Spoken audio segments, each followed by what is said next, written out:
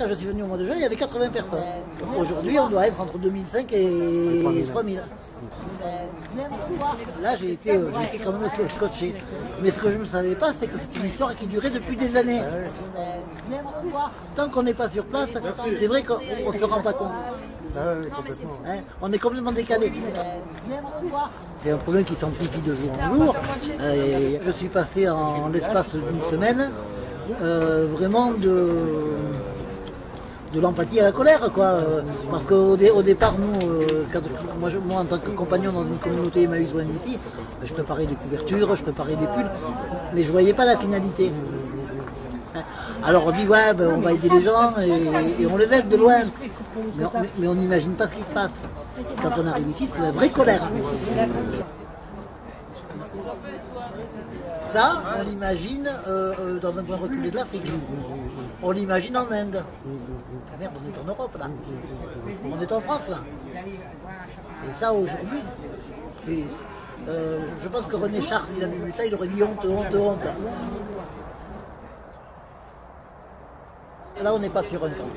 On est sur un ghetto, on est sur une zone de non-droit, on est sur du bidonville, on n'est pas sur du camp.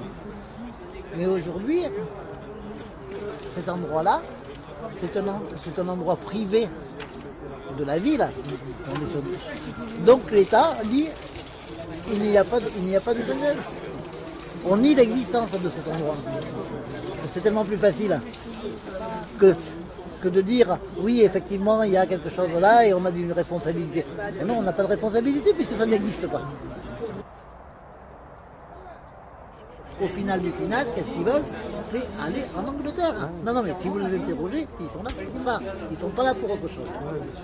Et puis il ne faut pas oublier aussi que la plupart sont aujourd'hui leurrés par les passeurs. Parce qu'ils n'iront pas en Angleterre. Ils ne vont pas y aller. Mais pour moi, le problème, il n'est pas là. Pour moi, ce n'est pas le problème des passeurs. Le problème, c'est la jungle en elle-même. Ça ne doit pas exister, ça. Ça ne doit pas exister. Que ce soit les passeurs ou les politiques, aujourd'hui, moi je les mets dans le même panier à la limite. Moi c'est ce que j'ai envie de demander à nos politiques, hein. J'ai envie de leur dire, mais attendez, on ne vous a pas élu pour ça. L'Europe, c'est pas ça. La libre circulation des personnes et des biens. Les biens ils circulent, mais pas les personnes. Pourquoi on élit des gens aujourd'hui? Si nos politiques ne sont pas capables de respecter des lois qui ont été faites en partie par eux ou leurs prédécesseurs, moi je me demande ce qu'ils foutent. Donc à mon avis on doit leur demander des comptes.